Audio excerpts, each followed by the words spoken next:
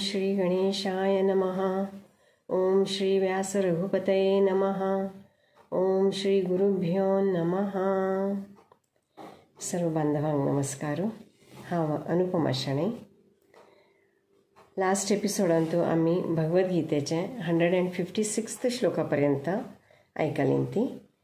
आज 157th, 158th, 159th श्लोकाचे म्हळ्यार 4th अध्यायाचे 16th, 17th आणि 18th श्लोकाचे अर्थनिविवरण ऐकूया. First shloka number 16. किं कर्म किम कर्मेति कवयोऽप्यत्र मोहिताः तत्ते कर्म प्रवक्ष्यामि यज्ञात्वा मोक्ष्यसे शुभात्. कर्म म्हळ्यार कसने आणि अकर्म म्हळ्यार कसने ह्या विशयांतू होड बुद्ध जनांकय भ्रम जाल्लेलो आसा. देखून हे कर्म आणि कर्माची तत्वा बद्दल तुका समज ज्ञात करून दिता. ते कोण घेवन तूं हे कर्मबंधनेंतुल्यान मुक्त जातालो म्हणून कृष्ण अर्जुनाक सांगता. Even the wise are confused about what is action and what is inaction. Therefore, I shall explain to you what action is, knowing which you shall be freed from all misfortune or bondage. Next श्लोक पळया. Shloka number 17. कर्मणो ह्यपि बोद्धव्यं च विकर्मणः अकर्मणश्च बोद्धव्यं गहना कर्मणो गतिः. कर्माचे, विकर्माचे तशींच अकर्माचे स्वरूप कोण घेवका. कर्माचे ज्ञान सविस्तार, गंभीर, डीप आसा.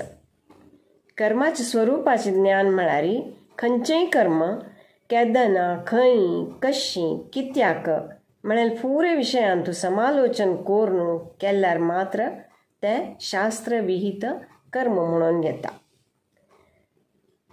आत्माले म्हळ्यार स्वतःले गुणधर्माक विरोध जावन करचे ते कर्म विकर्म जो घातकारी आसा.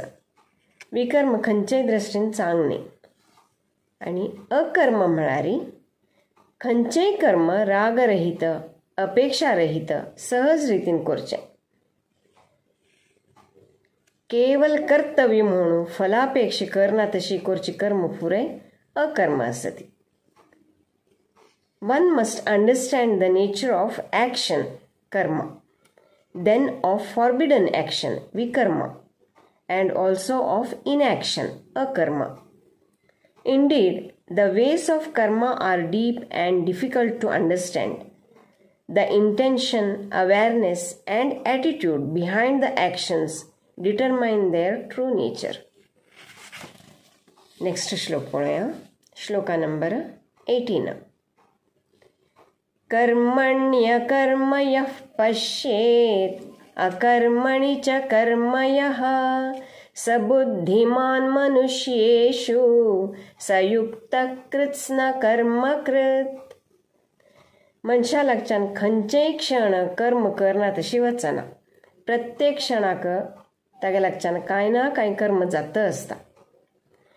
ते मागीर मनान आसूं, बुद्धीन आसूं, जावं शरिरान आसूं. आतां हे फुडल्या श्लोकान सांगिल्लें तशी कर्म, विकर्म, अकर्म हे तिन्ही प्रकाराच्या कर्मांतू अकर्म श्रेष्ठ आसा आणि ते केवल बुद्धोंतांक जावं योगी पुरुषांक मात्र ज्ञात जावन आसता. One who acts selflessly without attachment to the fruits of actions is not truly bound by those actions. This is called inaction in action, akarma. Similarly, even when physically inactive, mind may still be active with desires, worries, or plans.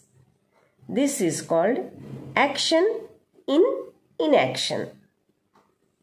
This verse emphasizes detachment, awareness, and insight as the foundation of spiritual action. आजी खांगारा पळोवया, मुका वयले next एपिसोडान पळोवया.